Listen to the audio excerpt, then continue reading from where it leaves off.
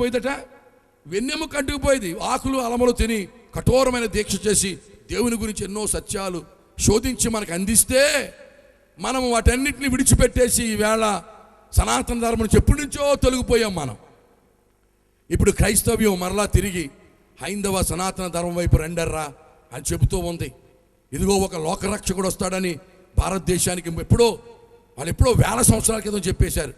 ఆ లోకరక్షకుడు ఎక్కడ పుడతాడో చెప్పేశారు. ఆయన లక్షణాలు అలాగుంటాయో చెప్పేశారు. పుట్టకముందే కొన్ని వేల సంవత్సరాల క్రితమే అడ్రస్, దేవుని బిడ్డలారా, కేర్ ఆఫ్ అడ్రస్తో సహా డోర్ నెంబర్తో చెప్పేశారు. దేవునికి స్తోత్రం కలుగునుగా. అంబస్య పారే భువనస్య మధ్యే నాకసపుష్టే మహతో మహియాన్ శుక్రేణ జ్యోతిగంశిస అనుప్రవిష్ట ప్రజాపతి గర్భే అంతః అన్నారు. అంబస్య పారే భువనస్య మధ్యే నాకసపుష్టే మహతో మహియాన్ శుక్రేణ జ్యోతిగంశిస అనుప్రవిష్ట ప్రజాపతి గర్భే అంతః. ప్రజాపతి అయిన దేవుడు మానవులకు మోక్షం ప్రసాదించేవాడు భూమికి నడిబొడ్లో పుడతాడు. మన ఊళ్ళో పుట్టాడు, గమనించండి. మన దేశంలో పుట్టాడు. దేశమా దేశమా దేశమా గమనించు. లోకరక్షకుడు భూమధ్యపురములో పుడతాడు. భూమధ్యపురము, భూమికి ఒక మధ్య భాగం ఉన్నది. దేవుని బిడ్డలారా, డిస్కవరీ ఛానల్ కొలిసి చెప్పారు. భూమిని కొలిసి, ఏమండి, భూమికి మధ్య భాగము యేసు ప్రభు జన్మించినటువంటి ఇశ్రాయేలులో బెత్లెహేము దేశం. దేవునికి స్తోత్రం కలుగునుగాక. అది ప్రపంచానికి భూమికి నడిబొడ్డు అని కొలిసి చెప్పారు. వాళ్ళ కొలవకు ముందే భారతీయులు ఎప్పుడో చెప్పారు, భూమధ్యపురములో లోకరక్షకుడు పుడతాడు. ఎవరికి తెలుస్తుందండి ఆ విషయం? దేవుడు బయలుపరచకపోతే, దేవుడు ప్రత్యక్షమై మన ఋషులు చెప్పకపోతే, ఏమండి ఈ లోకరక్షకుడు అక్కడ పుడతాడని తెలుస్తుందా? మన వాళ్ళు చెప్పారు, ప్రజాపతిర్దేవేభ్యాం ఆత్మానాం యజ్ఞం కృత్వా ప్రాయశ్చిత్తః అని చెప్పారు. ప్రజాపతిర్దేవేభ్యాం ఆత్మానాం యజ్ఞం కృత్వా ప్రాయశ్చిత్తః. ఆ ప్రజాపతి అయిన దేవుడు తనకు తానే యజ్ఞమైపోతాడు, బలైపోతాడు తాను అని దేవుని బిడ్డలారా ఆ ప్రజాపతి గురించి చెప్పడం మనం వింటూ ఉన్నాం. ఆ విధంగానే ప్రభు అయిన యేసుక్రీస్తు, దాని గమని వెళ్ళిపోవాలి, నువ్వు త్వరగా వెళ్ళిపోవాలి. నాకు కూడా తెచ్చుకుంటున్నాను, వెళ్ళిపో, కింద దిగిపోవాలి త్వరగా. దగ్గర నాయన ఎవరు పంపించారు టీలు? చచ్చిపోతారండి తాగపోతే. దేవునికి స్తోత్రం చెప్పండి గట్టిగా, హల్లెలూయా. ప్రజాపతిర్దేవేభ్యాం ఆత్మానాం యజ్ఞం కృత్వా ప్రాయశ్చిత్తః. ప్రజాపతి అయిన దేవుడు భూమికి నడిబొడ్డులో పుడతాడు. పుట్టి ఆయన మానవులందరి కొరకు హతుడైపోతాడు, చనిపోతాడు, ఆయన సిలువ వేయబడతాడని మన గ్రంథాలు చెప్పినాయి. దేవుని బిడ్డలారకపోతే అజామేధ యాగము, అశ్వమేధ యాగము, నరమేధము, గోమేధము, వాజపేయం అనేటువంటి బలికర్మకాండలో అది ఒక యాగాలవి. మన వాజ్పేయి గారి పేరు అదొక యాగం. అజామేధ యాగము, అశ్వమేధ యాగము, నరమేధము, గోమేధము, వాజపేయములో దేవుని బిడ్డలారా ఈ క్రీస్తు శిలువ మరణము ఛాయలు వారు ముందుగానే మనకు చూపించారు. అజామేధ యాగం అయితే ఒక అజామేధ యాగం చేసేవారు మన ఋషులు. మచ్చలేని ఒక మేకపిల్లను తీసుకునేవారు. దానికి పలుసు ముళ్ళతో కిరీటం అల్లి, ముళ్ళుతో కిరీటం అల్లి తల మీద పెట్టేవారు. దానికి ఒక పట్టు వస్త్రాన్ని కప్పేవారు. ఆ మేకకు మచ్చలేని మేక, బలుసు ముళ్ళతో కిరీటము, దానికి ఒక పట్టు వస్త్రం కప్పడం, దాని ఒక బల్ల చెక్కకు మేకులు కొట్టి దిగ్గొట్టేవారు. దాని యొక్క ప్రక్కటెముకలో ఎముక విరక్కుండా జాగ్రత్త పడి ప్రక్కలో బల్లింతో పొడిచేవారు. అది రక్తం అంతా బయటకు వచ్చేసిన తర్వాత డీహైడ్రేట్ అయిపోయి నాలిక బయటకు తీసి దాహము అన్నట్లుగా అరిస్తే దానికి సోమరసాన్ని అందించేవారు. ఆ యొక్క పట్టు వస్త్రాన్ని రుక్తులు అనగా పురోహితులు చీట్లు వేసి పంచుకునేవారు. ఆ పట్టు వస్త్రం ఎవరి చీటీ మీద పడితే, ఎవరి పేరు మీద పడితే ఆ పురోహితుడు ఆ చీటీలు ఆ యొక్క పట్టు వస్త్రాన్ని తీసుకునేవాడు. ఇలాగున మచ్చలేని మేక చనిపోయి మళ్ళా తిరిగి పునఃప్రతిష్ఠ జరగాలి, ప్రాణం మళ్ళా ప్రతిష్ఠించబడాలి. అలాగున ఒక యజ్ఞము, యథార్థమైన యజ్ఞం ఒకటి జరగబోతుంది. దేశ నివాసులారా గమనించండి అని భారతదేశాన్ని ఎంతో ముందుగా హెచ్చరించారు. దేవునికి స్తోత్రం కలుగునగాక. మచ్చలేని వాడిగా ఒక ఆయన రాబోతున్నాడు. ప్రభు అయిన యేసుక్రీస్తు వారు మచ్చలేని వాడిగా వచ్చాడు. ప్రియులారా, నాలో పాపం ఉన్నదని మీలో ఎవడు స్థాపించగలడు అని ప్రపంచాన్ని సవాలు చేసినటువంటి వాడిగా కనబడుతున్నాడు. జన్మ కర్మ పాపరహితుడిగా యేసు ఈ లోకంలోకి వచ్చాడు. ఆయన మచ్చలేని మేక. ఆయనకు దేవుని బిడ్డలారా తల మీద ముండ్ల కిరీటం పెట్టారు, అది మనకు ప్రపంచమందరికీ తెలిసిన విషయం. ఆయన యొక్క అంగీని రోమా సైనికులు చీట్లు వేసి పంచుకున్నారు. ఆయన 2 చేతుల్లో మేకులు, ఆయన 2 కాళ్ళల్లో ఒక మేకు పెద్ద శీల, ప్రక్కలో బల్లెపు పోటు పొడిచారు. దేవుని బిడ్డలారా, ఆయన దాహం అని అడుగుతున్నప్పుడు చేదు చెరకను అందించారు. అక్షరాల అచ్చం అజామేధ యాగంలో యజ్ఞ పశువు ఎలాగూ మరణిస్తుందని మన భారతీయ ఋషులు ఘోషించారో, దేశాన్ని హెచ్చరించారో, అలాగునే అక్షరాల యేసు ప్రభు యొక్క శిలువ మరణం మనకు కనబడుతూ ఉంది. దేవునికి స్తోత్రం కలుగునుగాక. కనుక దేవుని బిడ్డలారా, ఆయన మన వాళ్ళు యజ్ఞం ఎంతవరకు చేసేవారంటే ఈ మేకను చంపడం వరకు చేసేవారు. కానీ ఈ యొక్క బ్రాహ్మణులకు లేక పురోహితులకు మళ్ళా తిరిగి చనిపోయిన మేకకు ప్రాణం పోయడం సాధ్యమయ్యేది కాదు. కనుక ఇంతవరకే మీరు చేయగలరు. కానీ ఆ యథార్థమైన యజ్ఞములో అతడు ప్రాణం పోసుకుని మరలా లేస్తాడు అని చెప్పారు. అది యేసు పునరుత్థానం రోజున జరిగింది. దేవునికి స్తోత్రం కలుగునుగాక. ప్రజాపతిర్దేవేభ్యాం ఆత్మానాం యజ్ఞం కృత్వా ప్రాయశ్చిత. దేవుని బిడ్డలారా, ఇలాగున మన సనాతన ధర్మములో దేవుని యొక్క సత్యాల నుంచి మనం తొలగిపోయాం. వాళ్ళు చెప్పారు, ఇదిగో ఈ లోకరక్షకునికి లక్షణాలు ఉంటాయి, గుర్తుపట్టండి. మీరు అడగాలి, you have to question your people, what about all these truths? ఈ సత్యాలన్నిటి పరిస్థితి ఏమిటి? ఇన్ని రుజువులు ఉన్నాయి, ఈ రుజువుల సంగతి ఏమిటి? వీటిని ఎత్తరేమిటి మీరు అని ప్రశ్నించాలి విజ్ఞాన కాలంలో. ప్రియులారా, ఇదిగో మానవులను మోక్షానికి తీసుకునే వెళ్ళే వ్యక్తికి ఒక అద్భుతమైన విషయం చెప్పారు భారతీయులు. ఒక అద్భుతమైన విషయం, ప్రపంచంలో దాన్ని ఎవరు వివరించలేకపోయారు బైబిల్ వచ్చేదాకా. అదేమిటంటే, మానవులను మోక్షానికి తీసుకునే వెళ్ళే వ్యక్తి అజుడయ్యుండి ద్విజుడు కావాలి అన్నారు. అజుడు అనగా జన్మ లేనివాడై ఉండాలి. అసలు పుట్టుకే ఉండకూడదు. ఆ పుట్టుక లేనిటువంటి వాడు 2 మార్లు పుట్టాలి. ఒకసారి పరలోకంలో పుట్టాలి, ఒకసారి భూలోకంలో పుట్టాలన్నారు.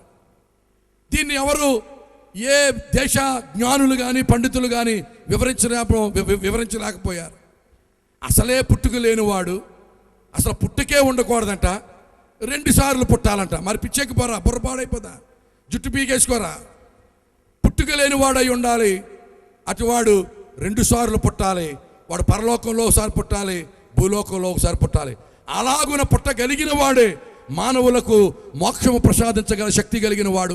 ముక్తి మార్గము, ముక్తి శక్తి ఆయనలోనే ఉంది అని గమనించండి దేశమా అని దేశాన్ని అందరికంటే ముందుగా హెచ్చరించారు మన వాళ్ళు. అజుడయ్యుండి ద్విజుడవడం. ప్రియమైన వారలారా, అజుడైనటువంటి వాడు ద్విజుడవడం ఎలాగనే విషయాన్ని మనకి పరిశుద్ధ బైబిల్ గ్రంథం హెబ్రీయులకు రాసిన పత్రికలో చాలా తేటగా చెబుతా ఉన్నాడు. వాళ్ళు అన్నారు, దేవుని యొక్క మూర్తిమంతంలో ప్రియులారా, దేవుడు ఎటువంటి వాడంటే, దేవుడు తత్వస్వరూపుడై ఉన్నాడు, త్రియేక దేవుడై ఉన్నాడు. ఆది నుండి కూడా ఆయనలో 3 యొక్క వ్యక్తిత్వాలు ఉన్నాయి. ఒకానొక సమయంలో దేవుడు తన చిత్తానుసారంగా నోరు తెరిచాడు. నోరు తెరవగానే ఒక నాదము పుట్టుకొచ్చింది. ఆయనలోంచి నాదము, ఒక స్వరం వచ్చింది. అందులో నుంచి ఆయనలో లీనమై ఉన్న వ్యక్తి అంతవరకు పుట్టుక లేనివాడుగా, ఆది లేనివాడుగా, తండ్రిలో లీనమైపోయి ఉన్నటువంటి వ్యక్తి దేవుడు నోరు తెరవగా ఒక వ్యక్తి, ఒక అద్భుతమైనటువంటి వ్యక్తి వచ్చి బయట నిలవబడ్డాడు. అతనితో దేవుడు అంటున్నాడు, నేడు నేను నిన్ను కనియున్నాను అని ఒక డేట్ ఆఫ్ బర్త్ పెట్టాడు. దేవునికి స్తోత్రం కలుగునుగాక. నేడు నేను నిన్ను కనియున్నాను. దూతలను ఎవరు నేను కనలేదు. దూతలను దేవుడు కలుగజేశాడు. మానవులను దేవుడు చేతులతో చేశాడు. కుమారుణ్ణి దేవుడు కన్నాడు. దేవునికి స్తోత్రం కలుగునుగాక. అందుకని పరిశుద్ధ బైబిల్ గ్రంథం చెబుతా ఉంది, అద్వితీయ కుమారునిగా పుట్టినవాడు, the only begotten son of the father. అద్వితీయ కుమారునిగా పుట్టిన వాడికి పక్కన దేవుడు సింహాసనం వేసి ఆయనతో సమానంగా కూర్చుండి పెట్టుకున్నాడు. అలాగున ఆ యుగాలు గడిచిన తర్వాత, మానవుల్ని తయారు చేసిన తర్వాత, మానవులు పాపులై దేవునికి దూరం అయిపోతున్న తర్వాత, అప్పుడు తండ్రి కుమారునితో అంటున్నాడు, నాయనా, మానవులందరూ నిత్యనాశనానికి వెళ్ళిపోతున్నారు. వాళ్ళందరూ రక్షణ పొందాలంటే, వారందరూ మోక్షానికి చేరాలంటే నువ్వు నాతో కూడా సమానంగా కూర్చోవడం కాదు, కానీ నువ్వు దాసుని, మనుషుని రూపం ధరించుకొని వెళ్ళి వారి కొరకు శిలువ మరణాన్ని అనుభవించగలవా అని అడిగితే, కుమారుడు అలాగూ చేస్తాను నాయన, నీ తండ్రి చిత్తం నేను జరిగిస్తానని చెప్పినప్పుడు దేవుని బిడ్డలారా, ఆ యొక్క తండ్రితో సమానంగా ఉన్న కుమారుడు భూమధ్యపురములో ఒక కన్యక గర్భములో మనుజావతారుడిగా పుట్టాడు. దేవునికి స్తోత్రం కలుగునుగాక. అజుడు ఏమయ్యాడు? ఇప్పుడు ద్విజుడయ్యాడు. జన్మలేని వాడయ్యుండి తండ్రిలో అనాది నుంచి లీనమై ఉన్నటువంటి వాడు ఒకానొక సమయంలో పరలోకములో పుట్టాడు. దాని తర్వాత రెండవ మారు భూమికి నడుబడ్డు ప్రాంతంలో మన వేద ఋషులు మన భారతదేశానికి దిశానిర్దేశము చేసినటువంటి ఋషి పొంగవులు చెప్పినటువంటి అడ్రస్లో, వారు ముందుగానే సూచించిన అడ్రస్లో భూమధ్యపురములో కన్యక గర్భములో ప్రభు అయిన యేసుక్రీస్తు వారు జన్మించారు. దేవునికి స్తోత్రం కలుగునగాక. అజుడు ఇప్పుడు ఏమయ్యాడండి? ద్విజుడయ్యాడు. దేవునికి స్తోత్రం కలుగునగాక. ఇవన్నీ మన ప్రియతమ భారతదేశం మనకు అందించినటువంటి సత్యాలు. అవన్నీ ఇప్పుడు వదిలిపెట్టేసి మనం రకరకాల పుంతలు తొక్కుతూ సత్యమునకు బహు దూరంగా వెళ్ళిపోయాం దేవుని బిడ్డలారా. కనుక ఈ రాత్రికాల సమయంలో ఇదిగో ఆ మోక్ష ప్రదాతకు ఈ లక్షణాలు ఉంటాయి, గుర్తుపట్టండి. అజుడు ద్విజుడవుతాడు. ఓం శ్రీ బ్రహ్మపుత్రాయ నమః, ఓం శ్రీ కన్యాసుతాయ నమః, ఓం శ్రీ దరిద్రనారాయణ నమః, ఓం శ్రీ పంచగాయ నమః, ఓం శ్రీ మృత్యుంజయ నమః. ఇదిగో మీరు మిస్ అవ్వద్దు. పాయింట్ నుంచి మీరు కన్ఫ్యూజ్ అవ్వడానికి ఛాన్స్ లేదు. ప్రియతమ భారతీయులారా, మీరు రక్షకుని గుర్తుపట్టడం విషయంలో మీరేమాత్రం కన్ఫ్యూజ్ అవ్వడానికి వీలు లేదని ప్రపంచ దేశాలన్నిటికంటే ముందుగా భారతదేశానికి హెచ్చరించారు. ఇదిగో అతనికి లక్షణాలు ఉంటాయి. ఓం శ్రీ బ్రహ్మపుత్రాయ నమః. అతడు బ్రహ్మకు పుత్రుడై ఉంటాడు, గమనించండి. అనగా దేవుని కుమారుడై ఉంటాడు. దేవుని బిడ్డలారా, నువ్వు ఆరాధిస్తున్న దేవునికి, నువ్వు అనుకున్నటువంటి దేవునికి తల్లి తండ్రి కనుక ఉంటే, ఈ భూ సంబంధమైన తల్లిదండ్రులు ఉంటే అతడు ఆరాధనకు యోగ్యుడు కాదు. అతడు నిన్ను మోక్షమునకు చేర్చలేడు. గ్రంథాలు చెబుతూ ఉన్నాయి, అతడు దేవకుమారుడై ఉండాలి, బ్రహ్మకు పుట్టినటువంటి వాడై ఉండాలి. యేసు ప్రభువు దేవుని కుమారుడు. దేవునికి స్తోత్రం కలుగునగాక. ఓం శ్రీ కన్యాసుతాయ నమః. ఎంత బండ గుర్తండి ఇది, ఎంత బండ గుర్తు. ఎలాగున కన్ఫ్యూజ్ అవ్వగలం, ఎలాగూ మిస్ అవ్వగలం. ఇదిగో సృష్టిలో ఎక్కడా జరగనటువంటి కార్యం జరిగిస్తాను. సృష్టికి ఒక వ్యతిరేకమైన కార్యం జరిగిస్తాను. ఏ స్త్రీ కూడా పురుషునితో సంబంధం లేకుండా కుమారుని కనడం సాధ్యం కాదు. కానీ ఇదిగో మీరందరూ గుర్తుపట్టడం కొరకు ఒక అద్భుతం జరిగించబోతున్నాను. ఓం శ్రీ కన్యాసుతాయ నమః. కన్యక గర్భవతి అయి కుమారుని కంటది. కన్యక పురుషునితో సంబంధం లేకుండా కుమారుని కంటది. గమనించండి దేవుని బిడ్డలారా, మరియా అనే కన్యక పరిశుద్ధాత్మ ద్వారా గర్భం ధరించి యేసును కన్నది. దేవునికి స్తోత్రం కలుగునుగాక. అతడు ధనవంతుడిగా ఈ లోకంలోకి రాడు. గమనించండి, రథాలతోటి రాజ్యాలతోటి అతడు ధనవంతుడిగా పరలోకం ఇక్కడికి రాడు, ఈ లోకంలోకి. మీరు గుర్తుపట్టాలి సుమా, అతడు చాలా పేదవాడిగా వస్తాడు. పేదవాడు కాదు, ఏకంగా గర్భదరిద్రుడిగానే వస్తాడు. ఓం శ్రీ దరిద్రనారాయణ మహా. దరిద్రుడిగా వస్తాడు. దేవుని బిడ్డ యేసు ప్రభు వారు పుట్టినప్పుడు సత్రములో స్థలము లేనందున పశువుల పాకలో ఆయన పరుండి పెట్టారు. డెలివరీ టైంలో పశువులతో సమానంగా ఆయనకు దేవుని బిడ్డలారా సహవాసం దొరికింది. పశువుల ఆయన అన్నాడు, నక్కలకు బొరియలు ఉన్నాయి, ఆకాశ పక్షులకు గూళ్ళు ఉన్నాయి, కానీ మనిషి కుమారునికి తలదాచుకుంటే కానీ తావులేదు. ఓం శ్రీ దరిద్రనారాయణ మహాన మంత్రాన్ని దేవుని బిడ్డలారా నెరవేర్చుకుంటూ ఆయన పశువుల వాకలో పుట్టినట్టుగా మనం చూస్తూ ఉన్నాం. దాని తర్వాత అన్నాడు, ఓం శ్రీ పంచగాయ నమః. అతడు బలమైన 5 గాయాలు పొందుతాడు. గమనించండి, బలమైన గాయాలు 5 పొందుతాడు. యేసు ప్రభుకి బలమైనటువంటి 5 గాయాలు చేశారు. తల మీద ముండలో కిరీటం పెట్టి మొత్తారు, 2 చేతుల్లో 2 మేకులు కొట్టారు, 2 కాళ్ళలో ఒక శీల కొట్టారు, పక్కలో బల్లెపోటు పొడిచారు. ప్రధానమైన 5 గాయాలు యేసు సిలువలో పొందినట్లుగా మనం చూస్తున్నాం. దాని తర్వాత ఇంకన్నిటికంటే బండ గుర్తు, ఇంకన్నిటికంటే ఎవరు కాపీ కొట్టడానికి కానీ దాన్ని మరలా తిరిగి రిపీట్ చేయడానికి కానీ సాధ్యము కానటువంటి మరొక బండ గుర్తు. ఓం శ్రీ మృత్యుంజయోన్మహ. మృత్యువుని గెలుస్తాడు అతడు. మానవుల్లో ఎవరో కూడా చనిపోయి మరలా తిరిగి లేవడం కానీ సమాధుల్లోంచి సమాజంలోకి రావడం కానీ జరగని పని. మానవ చరిత్రలో మరణాన్ని గెలిచిన వాడు ఎవడు ఉండడు. కానీ ఇదిగో ఈ మోక్ష ప్రదాత మరణాన్ని గెలుస్తాడని చెప్పారు. దేవుని బిడ్డలారా, యేసు ప్రభు సిలువ వేయబడిన తర్వాత ఆయన మొదటి నుంచి చెప్పుకొస్తున్నాడు, ఇదిగో 3వ దినాన నేను తిరిగి లేస్తాను. నేను రావడమే ప్రాణం పెట్టడం కోసం వచ్చాను. చాలామంది అనుకుంటారు ప్రియులారా, ఎవడో ఒక శిష్యుడు ముద్దు పెట్టుకుని అమ్మేస్తే అమ్ముడైపోయినాడు, తనను తాను సిలువలో రక్షించుకోలేనటువంటి వాడు దేవుడు ఎలాగవుతాడు? అతను మనల్ని ఎలాగ రక్షిస్తాడు అని చాలామంది ఆలోచన కలిగి ఉంటూ ఉంటారు. ప్రియులారా, అసలు ప్రభు అయిన యేసు క్రీస్తు రావడమే ఆ విధంగా మరణించడం కోసం వచ్చాడు. దేవునికి స్తోత్రం కలుగునుగాక. ఆయన అన్నాడు, ఒక శిష్యుడు యేసు ప్రభువుని పట్టుకొని ఒక సైనికులు వచ్చి తీసుకుని వెళ్తున్నప్పుడు ఒక శిష్యుడు కత్తి తీసి ఒకటి చెవి నరికేస్తే ప్రభు అన్నాడు, నేను ఇప్పుడు అన్నానంటే ఎన్నో వ్యూహాల దూతలు వచ్చి మొత్తం ప్రపంచాన్ని నాశనం చేస్తాయి. నువ్వు చెక్కి నీ కత్తి తీసి నీ వరలో పెట్టు. నేను వచ్చింది ఇలాగున మరణించడం కొరకే వచ్చాను. ఇలాగున సర్వమానవుల కొరకు ప్రాయశ్చిత్తం చేయడానికి, కలువరి శిలువలో నా యొక్క రక్తాన్ని చిందించడానికే నేను ఈ లోకంలోనికి వచ్చాను. కనుక నువ్వు నీ కత్తి వరలో పెట్టని తన శిష్యునితో చెప్పడం మనం చూస్తూ ఉన్నాం. కనుక ప్రియమైనటువంటి దేవుని బిడ్డలారా, ఇది విజ్ఞాన కాలంలో నువ్వు ఆలోచించవా? దేవుడు ఎవరో నీకు అక్కర్లేదా? అసలు నువ్వు ఎక్కడి నుంచి వచ్చావో నీకు వద్దా? నిన్ను కలుగు చేసిన వాడెవడో నీకు అనవసరమా? 4 ఏళ్ళు లోపలికి వెళ్తే సరిపోతుందా? ప్రియమైన వాళ్ళ, రేపొద్దున దీని తర్వాత నీ అంతమేమిటో నువ్వు ఆలోచించుకోవద్దా?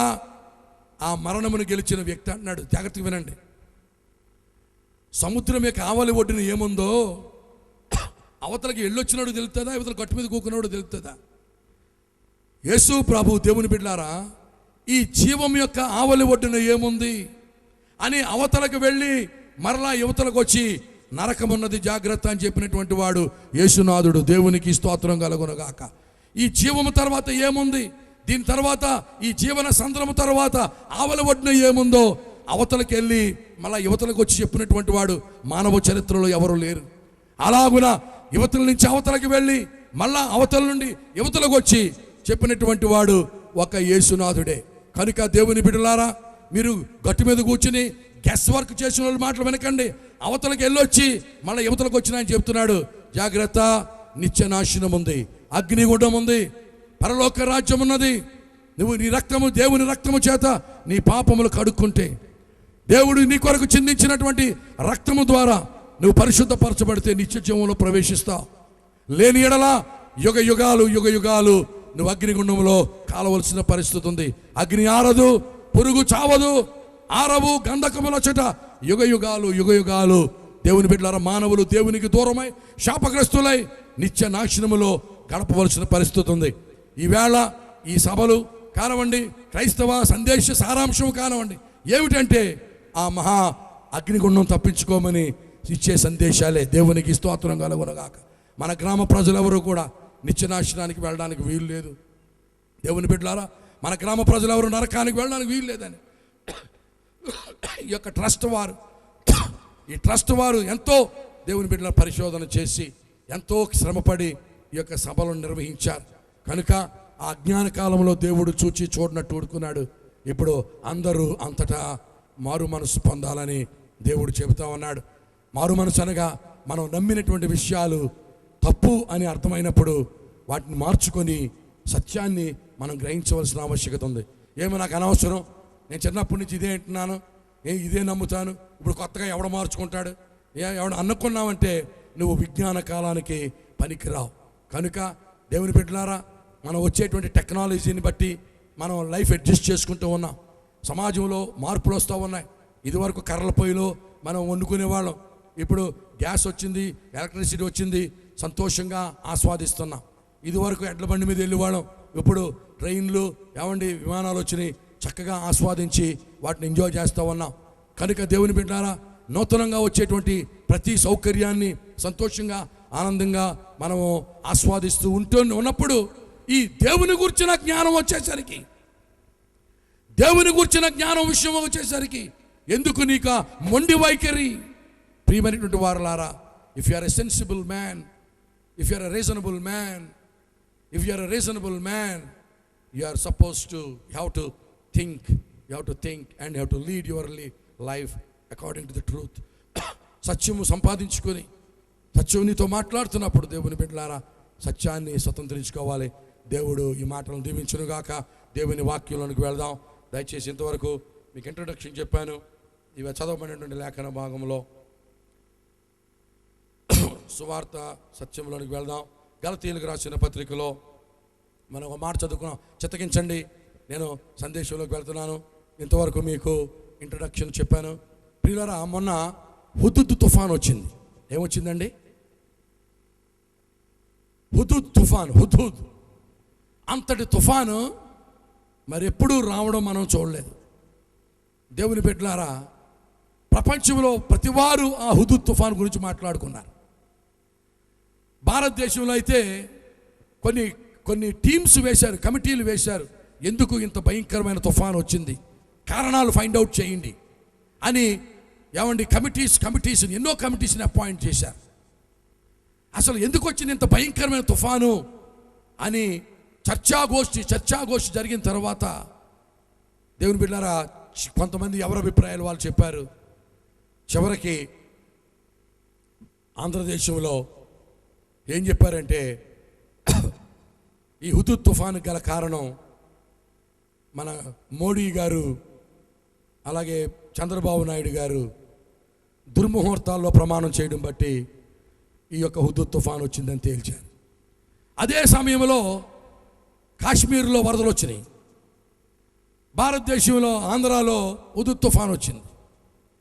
ఎందుకు ఈ కారణాలంటే, ఈ తుఫాన్లకు ఈ వరదలకు కారణం ఏంటని అడిగితే చివరికి మన వాళ్ళు తేల్చి చెప్పింది ఏంటంటే, మోడీ గారు చంద్రబాబు నాయుడు గారు దుర్ముహూర్తాల్లో ప్రమాణ స్వీకారం చేశారు కనుక, మేము హెచ్చరించినా సరే వాళ్ళ మాట వినకుండా చేశారు కనుక ఈ తుఫానుకి అదే కారణమని మన పెద్దలు డిసైడ్ చేసి చెప్తా ఉంటే పాత్రికేయులు ప్రశ్నించారట. పాత్రికేయులు, మరి మంచి ముహూర్తాల్లో ప్రమాణ స్వీకారం చేసినప్పుడు వచ్చినటువంటి తుఫానుల సంగతి ఏంటని అడిగారట.